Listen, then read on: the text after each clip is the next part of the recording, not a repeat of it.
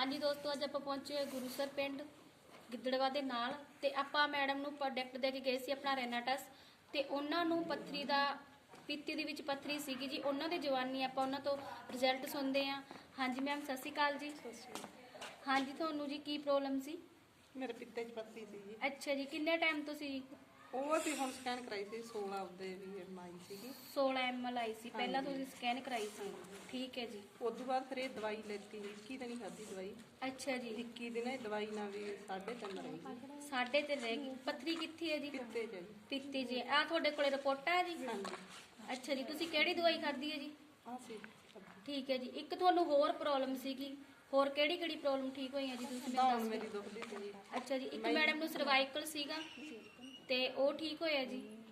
ਹੋਰ ਹਾਂਜੀ, ਜੀ? ਹੋਰ ਮੈਨੂੰ ਨੀਂਦ ਨਹੀਂ ਸੀ ਆਉਂਦੀ ਜੀ। ਬੱਚਾ ਨੀਂਦ- ਮੇਰੇ ਤੋਂ ਨਾਲ ਨਹੀਂ ਸੀ ਪਈ। ਅੱਛਾ ਜੀ, ਹੁਣ ਵਧੀਆ ਸੈੱਟ ਹੋ ਤੁਸੀਂ? ਹੁਣ ਨੀਂਦ ਵਧੀਆ ਆਉਂਦੀ ਆ? ਠੀਕ ਹੈ ਜੀ, ਓਕੇ ਜੀ, ਥੈਂਕ ਯੂ।